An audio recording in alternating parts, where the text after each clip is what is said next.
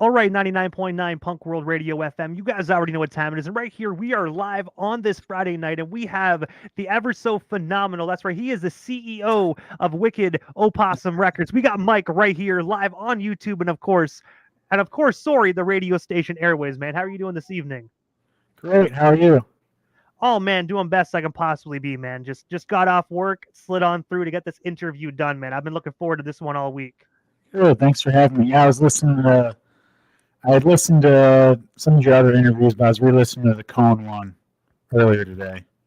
Yeah, I gotta say, man, Some the Cone good one, man, I'm not gonna questions. lie to you, man. Like, I was nervous as hell during that Cone interview, man. Like when that was going down, I was like, "What am I doing right now? Oh my god!" Like my inner fan was trying to crawl out, and I'm glad that I held him down. Yeah, no, he's a great guy. I felt the same way the first time I was talking to him on the phone. Yeah, especially when you grow up listening to somebody as like a kid. You're Yeah, growing up, you see them on like Much Music, or in your case, because you're in the States, MTV, and then you just get the opportunity to speak with them kind of one on one. It's like, wow, man, this is like really, really, really, really cool. yeah. But obviously, we can talk about this all night, man. But at the end of the day, we already did the Cone interview. This is your time on Punk World Radio, man. And I got to bring you back to the beginning of your amazing career this far. And I have to ask, man, like, what actually got you into the music industry initially? I've been wanting to start a record label since I was in college. I literally didn't have the money. Like, I couldn't. I was interested in starting a distro, and I didn't have the money to buy 5 or 6 copies of a 7-inch from a band to sell them. So about a decade later, it's kind of seen where I was at and realized that if I wanted to have a job doing music, I needed to kind of go out there and show people what I can do. So I originally started the main project that turned into a label as kind of a portfolio piece to show people like, hey, this is if I set my mind to it, this is what I can do. This is the kind of thing I can create, and please hire me. And luckily, it's already started to turn into some stuff. Some of the bands I've been working with are interested in working with more with me, and I've been lucky enough to offer some label services to bands like Goldfinger, finding poster artists for them for shows and tours.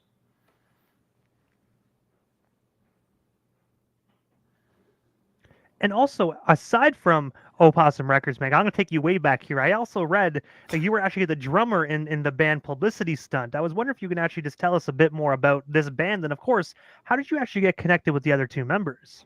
When we started out, I think 6th or 7th grade in math class, I walk in and I'm singing the lyrics to "The Grouch" by Green Day off Nimrod, and a classmate heard it. He also kind of played an instrument. He played guitar and sang. So we'd go over to my house. We'd put on a boombox, turn it up all the way, throw in earplugs, and play to it. So we'd play American Idiot, like the whole album in full, play to that. A lot of other Green Day, and just he'd make mix CDs for me, Sum 41, Blink 182, some classic rock in there too. But we've been playing together, yeah, since middle school. And randomly, life keeps getting in the way from two of us haven't been able to go full on with it for extended periods of time, but we were able to record a cover of "Love Me Till the Sun Shines" for this Kinks tribute compilation. We also this past fall for the 25th anniversary of Nimrod, we did a cover of "The Grouch" as well. So that's up on all streaming services. And going back when you actually brought up American Idiot, man, in my honest opinion, I felt that was a game changer for punk rock, man. Like that album was just so amazing and ahead of its time, man. Like from Holiday, Wake Me Up When September Ends, like that album was pure gold, man, and absolutely not skippable, man. I was already a huge fan of Tommy and Quadrophenia. So for Green Day to kind of step into those, I was like, oh, cool. It's like it didn't feel like anything particularly new. But for someone who hadn't been exposed to musical theater at all, it was jumping into an entire brand new world of albums with stories and characters. And I remember between my friends, my brother and I were just marveling at all the layered narratives in that album. And also as well, man, June 10th of 2010, Publicity Stunt actually released the album titled The Cracks of Insanity. I was wondering if you can actually tell our listeners just a story behind this 12-track album. And of course, is it actually still available to be streamed or purchased today, 13 years later in 2023? Yeah, so at the time, around like 2009, if you had I've already talked with the guy who recorded it since then, but if you had a microphone and a computer you could hook up to, you were pretty much God, because home recording wasn't a thing then. So it was just a friend of ours that had some microphones set up in a basement, and paid him $20 an hour, 10 or $20 an hour, and all our spare cash we went in and recorded an album with him when we were in high school, and released it.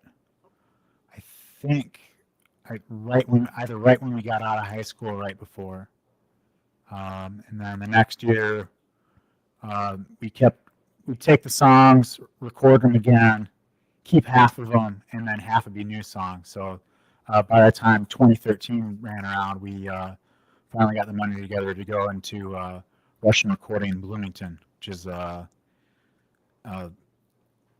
they mix an analog and master an analog there. And unfortunately, our fourth day in the studio there, we're not in the best of moods, and we just kind of want to be done with it. And he said, "All right, it's good enough." Handed him the money, walked out with it, and then the next day, we're like, "Oh man, it's like I'm not really happy with this mix." And hit him up and said, "Hey, is there anything we could change?" He's like, he uses his computer as a tape machine, basically. He's like, "No, it's like I don't even have the session recalled.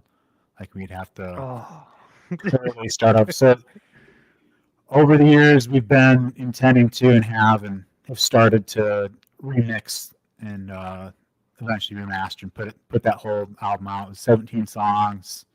Covered Boxcar by Jawbreaker, Hopeless Romantic by Bouncing Souls, and I think those are the only two covers on there. But great songs. We're in the middle of re-recording a lot of them, some new ones for a new album. But when you said a few moments ago about how, like, obviously you guys lost the recording session, you weren't happy with it. You guys, at least you guys were young when you actually learned that, to make sure it was done to your guys' liking. You guys learned when you were young, and not today in 2023.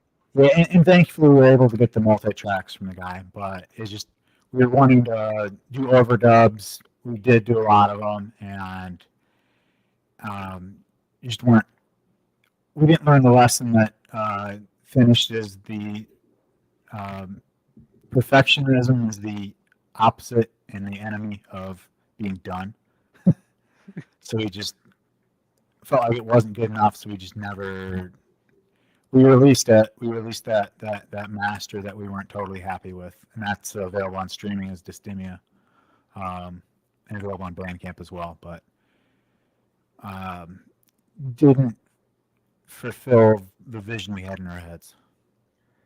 And the last publicity stunt question I actually have, because on December 21st of 2018, you guys released a single titled Tail Whip that was actually engineered by Zachary Pierce and produced as well. I was wondering if you can actually just tell us a bit more about that song. And of course, what was it like just working with Zachary in the studio on this particular project? Cool. Yeah. Zach was a friend of our bassist at the time, Kyle Pexanac. We're still good friends with. He's busy starting his own business, so he left the band to get his MBA while working 40 to 60 hours a week at a casino and starting a business. So he's still in the trenches with that. Working with Zach was our first time in home studio where it actually sounded good. So he was using at the time. He was using UI24R, that digital rack mixer that you can record to, and recorded drums in his living room. Sounded great. And then we ended up, I was teaching high school at the time, so I recorded drums for that. It was actually recorded between 10 p.m. and 4 in the morning. And when we finished and packed up, I drove straight to work to go teach the next day.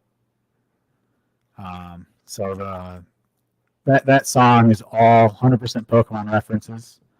We actually have another song we're finishing up that in the same way. It's not just about Pokemon. It's a song about real themes and real topics and real life experiences, using that as the lens. So we have a song with a lot of Tony Hawk references about like growing up as a kid and feeling excluded and just living life in the summer that we're working on too. And I know at the beginning of the interview, you talked very briefly about the start of your label, Wicked Opossum Records. But I was wondering if you can actually tell us a detailed story behind that label. And of course, what actually made you decide to transition from being the drummer to actually launching your own brand and, of course, label as well? Ironically, when we first started out, I didn't know what I was doing. I kind of just followed Adam's lead and publicity stunt. And at some point, it kind of flipped, where I started booking shows, started taking over the shirt designs and having it all done. And just kind of, I played football and was in quiz bowl in high school and ended up being captains for that stuff. So just kind of taking charge kind of felt natural. I was used to it. So with that, I'm also a bit of a perfectionist. So when you get to be the one in charge, you kind of get to make some of the decisions. So and while also working with everyone and making sure that it's compromises and making sure everyone's happy.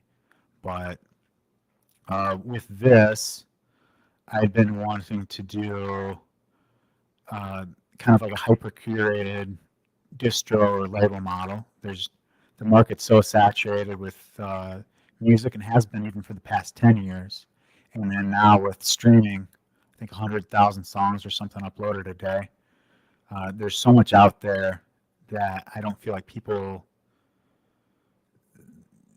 aren't doing mixtapes anymore. They're not handing their buddy a mix CD or a cassette. So you're losing a lot of that curation. So my intent with this label is to create something where I find the best music I can and stuff that it's not just, oh, this is cool, but I deep down really truly feel like everyone, like absolutely everyone, should hear this. So that's kind of the impetus behind starting the label. Then with that, the first project was I wanted to do a tribute compilation album. Years ago, I got a copy from No Idea Records in Gainesville. I got a copy of Will Inherit the Earth, a tribute to the Replacements. And the lyrics on there, Against Me, Off With Their Heads, the Draft, like a bunch of just absolutely killer bands. Kind of felt like a who's who of the No Idea roster. So it was incredible to hear great songs performed and given new life. So I wanted to create a project where I made people feel the same way and gave chances to anyone that was willing to give me a chance and go in the studio or home studio and record a song on spec for me with absolutely no real idea who I was or if this would turn out well or not. And thankfully for me and everyone involved, last July, Brennan from Wheatus had randomly met Dave Davies. That past fall, he showed him the song they recorded. Dave showed Ray Davies, his brother, their cover of Starstruck, and at this point, I'm working directly with BMG to work around their schedule to end up promoting the compilation, as well as the publishers. And I gotta say, this record is absolutely phenomenal. I know you mentioned Brendan B. Brown of Wheatus, but this is a 14-track compilation, man. I just gotta dig a little bit more in this because I listened to this, and I gotta say, man, the roster that you actually put together on this project, and I'm not just saying this because I got the man behind the record on the interview, man. This album is absolutely rad, man. It's killer. So I have to ask, man, how did you get Cone McCaslin and everybody else on this record, man? Because I mean, you got Sum 41, you got Wheatus. You got like every 90 kid's dream on this record. Yeah. So for 3 to 4 hours a day for 3 months, I emailed, DM'd, and otherwise like sent message on websites to every single band I liked that I thought would pull off that not only I liked, but I thought would do a great job recording Kinks cover.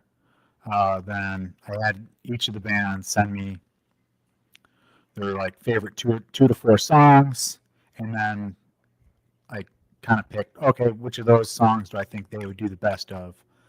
At one point, I had 40 bands pick tracks, and slowly over that was starting in August, and by January, all but like 10 or 11 bands had kind of ghosted me or had been unable to record. So I hit up a couple more and then landed on. So I ended up having members of Sum 41, The Offspring, Juliet and the Licks, the drummer on my favorite Everclear album, Sean Winchester. He recorded the drums for the Operation MD cover of All Day and All the Night. Joe Reeder from Pansy Division, Mr. T Experience, The Avengers. He has 2 tracks on there, and then his bandmates that ironically they're in his band, but they didn't record on his cover of Victoria. They did Sunny Afternoon. They did a great job of that.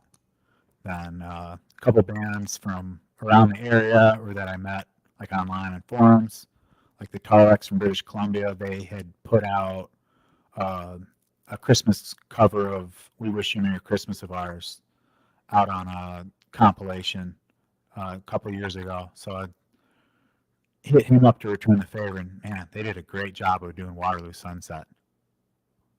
But yeah, I got incredibly lucky that Wheatus, Riverboat Gamblers, bands I've been listening to for at least 10 years, all started saying yes. And the one thing I have to ask, because obviously you said you reached out to like all the bands you actually liked. Well, if you don't me asking, what are some of the bands or artists that you reached out to that, I'm not saying the ones that ghosted you, of course, the ones that you just reached out to that you wanted to get on. The ones that, so the Buzzcocks said yes, and I was going to give them a £1,000 advance. And I think that's when Ralph got sick, and he passed away recently. Oh shit. Their manager. Then Less Than Jake were interested, but unfortunately with touring schedules and all that, weren't able to. Lemonheads, Evan was unavailable at the time. I believe he was in rehab, but they had said yes to doing a cover. And then there's some more bands that I was friends with that I thought they'd be able to, but just didn't line up with them being able to get in the studio. Where it was, there were a couple more big names where it was just, unfortunately, couldn't do it. But I'm really, really blessed and happy with the tracks I did end up getting. And actually, and I gotta say, this definitely is a phenomenal project. Thank you. Yeah, and I don't know how much digging you've done. Do you know anything about the mono version of any of the tracks? I don't know nothing about the mono version. I didn't even know those existed, so I guess I didn't dig far enough tonight. So I put out in a week from today a 7-inch of Starstruck. The song will be put up for pre-order with a B-side remixed in mono by Brendan. This past fall, in time for Christmas, the cover of Father Christmas by Riverboat Gamblers was put out as a 7-inch, and the B-side was a mono remix by Shel Talmy. So last April, I had been thinking about doing those 7 inches with like a B-side being the mono mix, kind of as an homage to people liking the Stones or Beatles or Kinks original mono mixes and preferring those over the stereo mixes. So I emailed Shel Talmy and asked him if the original Kinks and Creation and the Who producer, and asked him if he'd be interested in doing mono mixes of the album. And he said yes. And 2 weeks later, I was in California remixing the whole album for multi-tracks. So that's almost, I'm still tweaking it. That will be announced at some point this year. And also, as well, on January 14th of this year, 2023, yourself and your label actually put together an extraordinary event that was actually a celebration of the release of Starstruck, which had Wheatus, The Fatal Flaw, Todd Morse, like a whole bunch of others, live in New York City that was completely sold out and live streamed. I was wondering if you can actually tell us a bit more about this show. And of course, what was it like actually seeing an event that you put on just sold out and to a sold out crowd? And most definitely, I sold a lot of live stream tickets. Yeah, so I actually did 2 release shows. I flew over, so to fund this project, I got some airline credit cards. So I flew over Fraser from Long Life from Scotland, and paid for the Riverboat Gamblers to fly from Texas. And on December 17th, we did a release show in Chicago at Reggie's Rock Club for this. And we did a live stream and recorded as well. So I have the multi-tracks from that show that might end up doing some sort of multi-tracks in video. And then I was lucky enough to be able to not do just one, but I'd wanted to do release shows for the album in every major band's hometown. So I was lucky enough to be able to go into the hometown of Todd Morse from The Offspring, as well as Wheatus, and have a show in New York City. And The Fatal Flaw came down from Boston for the New York show. Yeah, it was cool. Just seeing that, it's a lot of people to come together to a couple of thousand miles away from home for a show I was throwing, for it to sell out. That was pretty cool. And also have to ask, man, aside from, this amazing album you actually currently have out that's literally blowing up airwaves all over, man, what is next for yourself and your label, man? Is there anything we missed during this evening's interview? Anything else you do still want to talk about or promote? Or we still got you here live on the radio station airwaves? In a few weeks, we're going to announce one of the bands will be a featured guest at C2E2 in Chicago, the Chicago Comic and Entertainment Expo. We'll be doing a panel to 500 people, 500 person room, as well as all the booth there all weekend. So if you're in the Chicago area, definitely come out to that, say hi, buy some merch. They have the mono version of the album that'll be coming out, and I'm finishing up a sampler compilation. So I said earlier, I'm trying to curate the best songs I can find. So I did, and over the past, it's almost been the past year, I've been licensing back catalog tracks from independent bands, like just literally the best songs I can find. No politics behind it where I'm picking friends' bands. It's like there's a lot of great bands that I didn't pick any other tracks because it just didn't, unfortunately, the vibe of them just didn't fit it. But it's a really great, solid, like 20-song power pop compilation, just from bands are from North and South America, the UK, Europe, Russia. Got one from Japan I'm working on. I'm excited for that. A mix of power pop, like chiptune pop punk, just regular pop punk, kind of garage rock. That one's going to be awesome. Yeah, it definitely sounds like you are making some massive moves, man. I'm definitely excited to see what comes next from you this year in 2023, man. You guys are doing some phenomenal things. Yeah, and I do have one big project that I'm slowly working on, and of course I'm talking about doing another compilation like the Kinks one, but it's a lot of work. We want to make sure it's done just as well, if not better. So that's slowly planning it, but not announcing anything yet. Hey, definitely. Well, whenever that album does get dropped, we definitely got to get you back on to talk about it, man. Definitely. So Thank you for having me. Hey, man, you are most certainly welcome. But of course, before we part ways, man, I know you watch my interviews, so you already know. But for the people, I know how to find you on social media, man. But for the viewers that are just discovering yourself or know about you but don't know how to find you, how can they find you so they can follow yourself and, of course, your phenomenal label? I'm Wicked Opossum on everything. Opossum with an O. Um, so Instagram, Facebook, Twitter, wickedopossum.com. If you spell it wrong on the .com, I have every similar address, so it'll all reroute to me anyway. But Bandcamp, everything, and then even on the streaming services, if you follow, you can find and follow Wicked Possum Records, and all the compilations will be released with the label as the main artist. So you'll be able to follow the label on those streaming services, and whenever we release another compilation, you'll get a notification for it. And I got to say, first and foremost, Mike, thank you so much, man, for just giving us a bit of your time here this evening and just talking about your phenomenal band, your label that you got going on, this phenomenal record, compilation record. It was such an honor to speak with you, man. And hopefully down the line, we can make this happen again sometime soon. But for now, man, definitely have yourself a phenomenal weekend and, of course, a phenomenal night as well. Yeah, thank you very much. Thank you for having me. Hey, you're most certainly welcome, Mike. I'm pretty sure we definitely shall talk again soon. But, man, definitely, guys, have yourself a phenomenal night. All right, you too.